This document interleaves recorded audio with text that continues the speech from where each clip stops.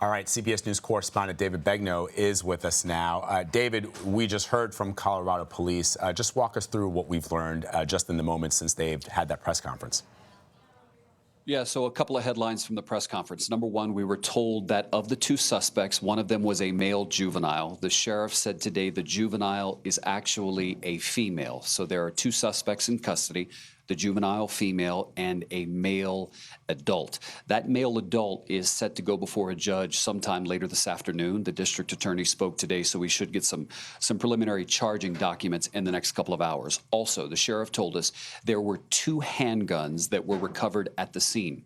We also found out that the suspects entered the building through the middle school campus. I was trying to pin the sheriff down on exactly how they got in because it's interesting. We had a CBS News crew last year that went to the school to do a good news story on a student who had something that she had discovered and it was worth sharing. And so I remember our audio engineer saying, David, when we went in the school, there was such heavy security at the main entrance.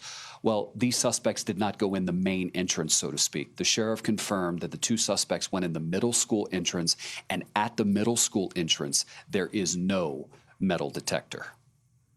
That is interesting. You would think that some of these doors would be locked, though. I mean, you've Right. covered the, school security, Yes. and certainly we've both been down to Parkland. And often these doors are locked. You can only go through one entrance, the front entrance.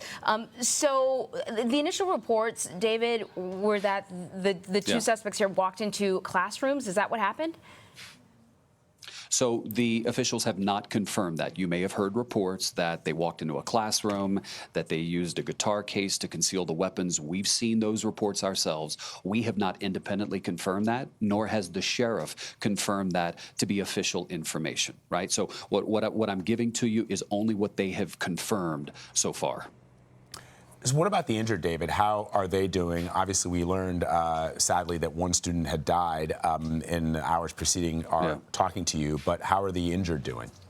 There are 8 injuries, so to speak, and none of them at this time are believed to be life-threatening. There were some in good condition. There were some in serious condition. In fact, there was one victim that was actually released from the hospital last night. I want you to consider this when you think about the magnitude of not only a shooting that happens at a school, but what it has done to this community. Within a 20-mile radius in the last 20 years, there have been 4 school shootings. Columbine, Arapahoe, well, there was this one at the STEM School, and actually the 4th one was the Aurora Theater shooting. Can you imagine living in this area? 4 nationally known mass shootings that happened in sort of this, it's less than 20 miles, in fact. And, the Columbine 20th anniversary was just 2.5 weeks ago. And I was speaking to one of my producers who reminded me that, David, before Columbine, there were no active shooter drills. There were no lockouts and lockdowns.